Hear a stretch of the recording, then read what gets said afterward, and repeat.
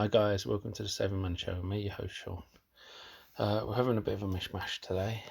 We're going to start with, is your money safe with trading 212, a popular UK commission-free app, and then move on to why the stocks are all red today and how it affects us. Well, 212. Will it be going bankrupt or not? Well, no one knows for sure, but are our stocks safe if they do? Here's the filing reports from Companies House. I'll link it in description below. You'll be able to check what you want from that and take from that. I'll also link a few other things. You will probably see how they made a £2 million profit in 2018, and last year 2019 made a £300,000 loss, which shows they're not making growth. A company like this should be growing because they should be expanding their customer base.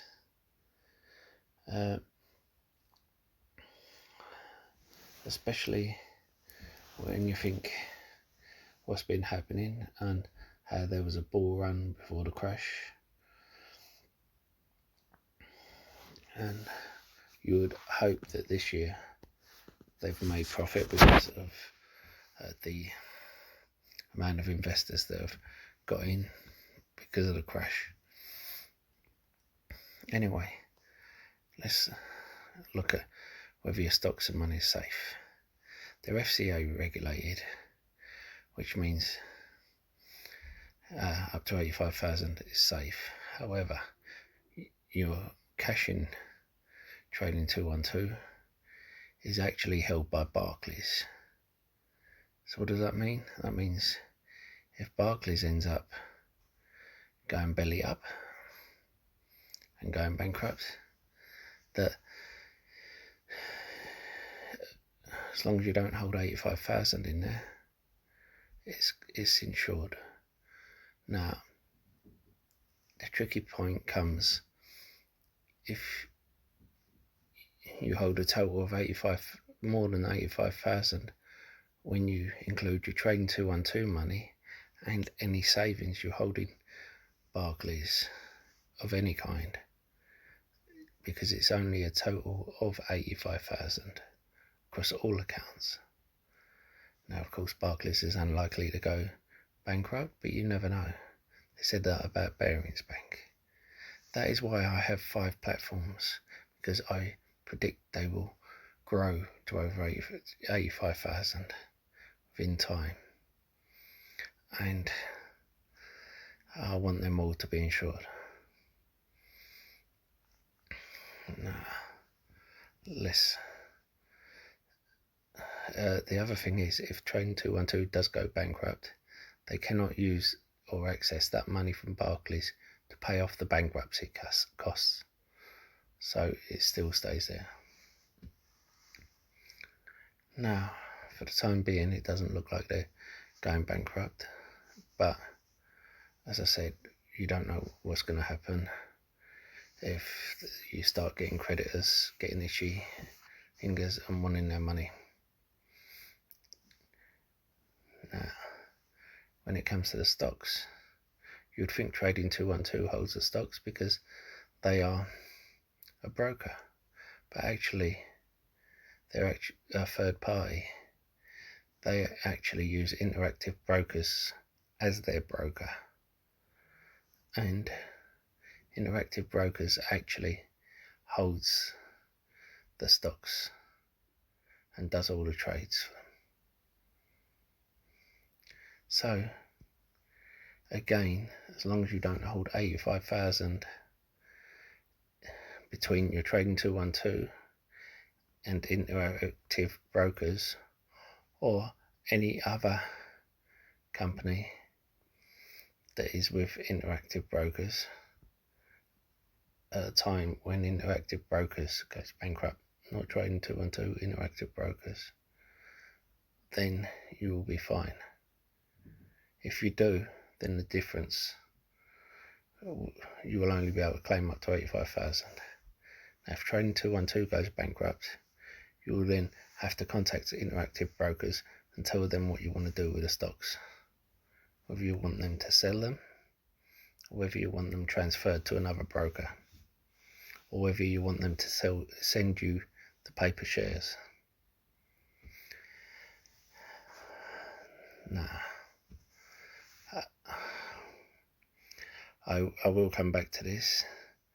However, I think because today's been such a red day, and I think we should discuss that for a minute. And don't forget to hit that lovely like button, almost as lovely as me. Helps with the YouTube algorithm and getting the video out to more people. And don't forget to hit that subscribe button if you haven't already. Become part of the Saving Money Show family. We give each other hints and tips and updates about stocks and shares we talk about on the show. As well as that, you can ask me to look into any share you want, and I don't charge a Discord fee or ask for a Patreon. All I do ask is for you to comment in the box below and hit the like button. Even if you disagree with me, especially if you disagree with me, I like a debate. And if I do something wrong, I want you to call me on it so I can improve the channel. And why not check out the links in the description below? There's lots of others. I've used each one of them myself. I wouldn't give you links if I haven't checked them out myself.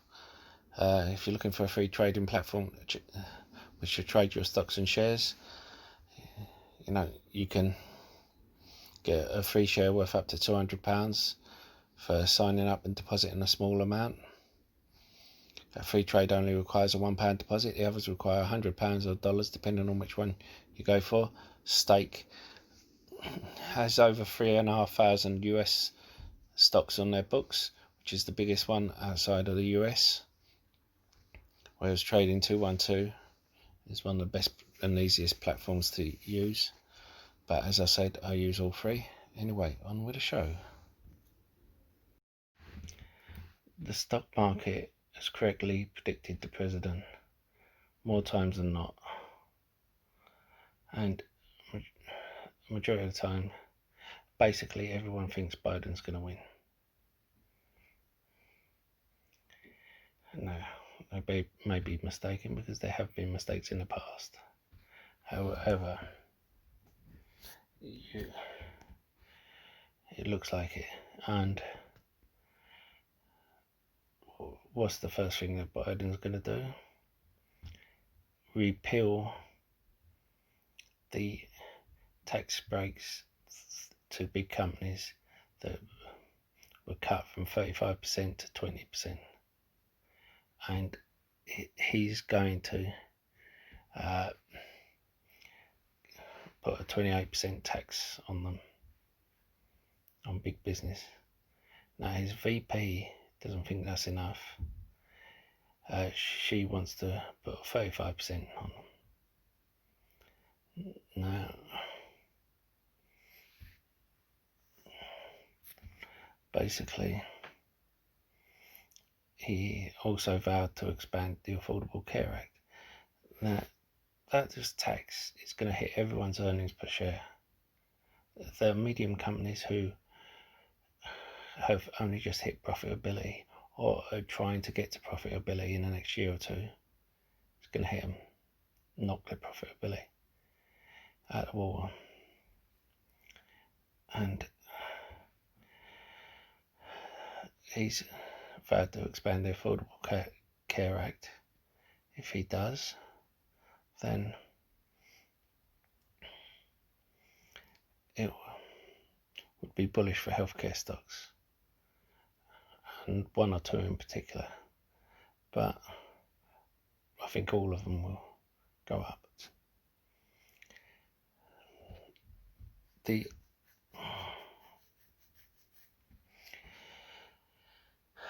at least in the short term anyway. There's also talks about certain other stocks going up if he got in because of his alliances, but you will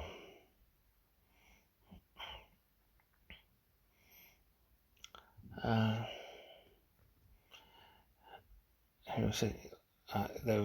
also said in the video before infrastructure and energy stocks would go up, and the other thing is you might want to see this as an opportunity to buy before he gets in, you know.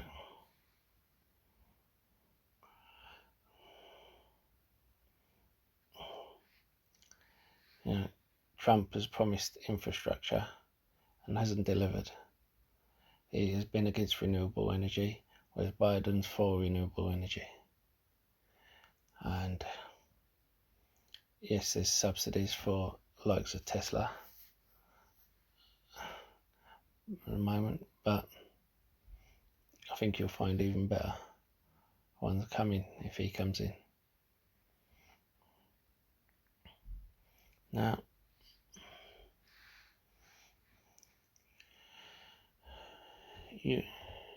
there are people who say big business needs to be taxed to pay for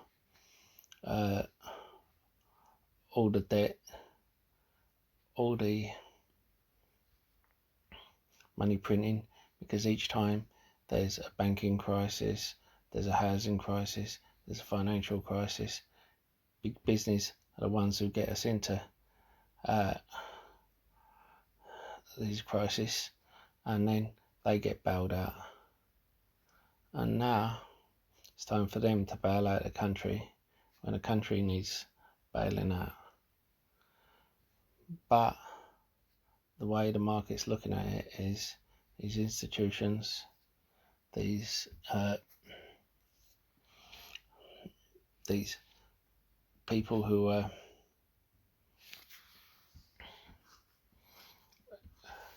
have got loads of money in these companies, millions and billions of dollars in this company, are seeing it as a warning sign going off, and they have to move money about anyway, these hedge funds. If they don't sell when they're making a good profit, then they can't send a statement out to John Smith or whoever saying, look, you made money. Granted, he'll have to pay tax on it, but he won't mind at the time because he's made money until his tax bill comes around. And then he'll want to stay with a hedge fund. Oh, what a good hedge fund with. Whereas if he goes with another hedge fund who isn't selling and says, well, we're in great stocks, you don't want to sell right now, you know, you'll incur tax, you're better off growing it for the next few years, the guy might leave him. So they're seeing what warning signs, they're selling, and then they're pulling the trigger. Another thing with a big business, apparently the DOJ is setting up to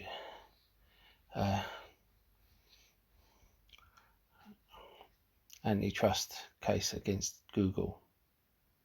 We've heard it all before, I know, nothing may come of it, but apparently they've denied Google time for it to present a defence. So they're going to go ahead with it, full steam ahead. But this has been going on for a long time. You know, they have such a large share, and they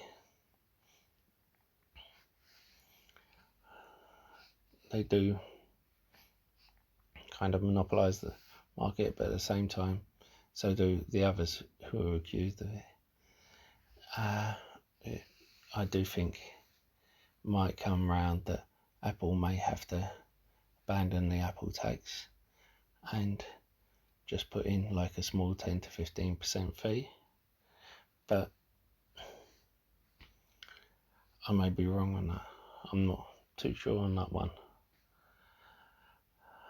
But as I said before, it's days like this when doing what I said, when you remember, you should be putting a lot of effort into your research, and all that effort, you don't want to lose all that research by forgetting it. So either having a spreadsheet or doing what I do, having a notebook, or both, and writing down exactly why you went into that stock. Days like today will prevent you selling. You will look at it and you'll say, oh yeah, because I think it's going to go this much in the next few years.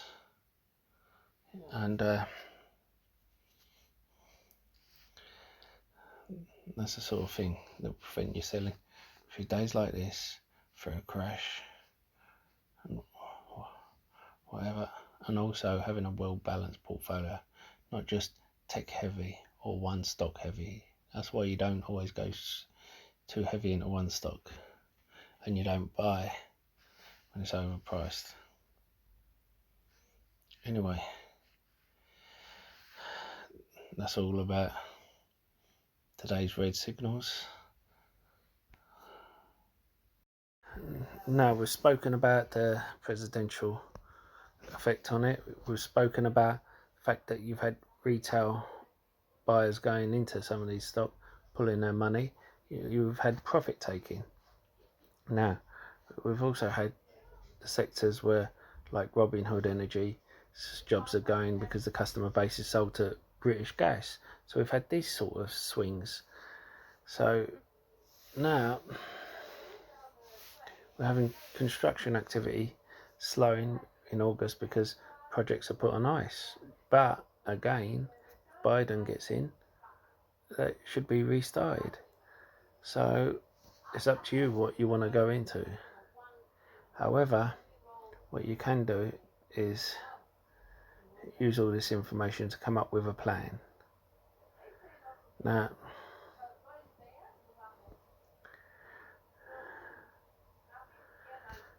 you even have the likes of Facebook paying users $20 to deactivate the accounts before US election to stop the spread of misinformation. Now, you may wonder where these people who are taking out a mass amount of money are putting it. You will see some places that haven't changed. You will see some places that were down, not moving before all these red days, that didn't change or being bumped up a little bit. So these people, they are keeping cash on hand, or they are putting into what they consider safer stocks or borrowing dividends stocks that will pay them a bit while they're waiting for these corrections, or until what they think the bottom will be. So remember my old signal, time in the market is better than time in the market. Now, I said before, Jeremy even said before, that the tech stocks, the growth stocks are overvalued. You can pick up a couple if you don't have a position in them, but the thing is, there are plenty of stocks that are undervalued that you can set up a position in now, and no one ever went broke taking a profit. I've received a lot of flack over this last month for trading likes of Tesla, selling at 500, then buying back in at 444, and then end up 400. That's why you don't go all in on one position. You keep some money behind in case there's a further drop. Now, you guys should come up with your own plan with what you want to do. That's also why I have a barbell portfolio. So when there's a drop in one sector like this, I have another sector that holds it steady. So my whole portfolio isn't red. And as I said before, that's why I have my book. So when there's a red day, I look through and see why I bought the stocks the first time around. So I don't panic sell like a lot of people. Anyway, I hope this video has been of some use to you. If it has, please comment in the box below. It helps with YouTube algorithm. Don't forget to hit the like button. It helps so much. I don't ask for much to support the channel. And I don't charge a Patreon or for Discord like a lot of other people. And we've gone over 200 subscribers. And I want to give a massive thank you to all of my subscribers. I love each and every one of you. This channel is nothing without you guys. And I'll see you in the next video. Stay safe, stay savvy, stay investing. Goodbye.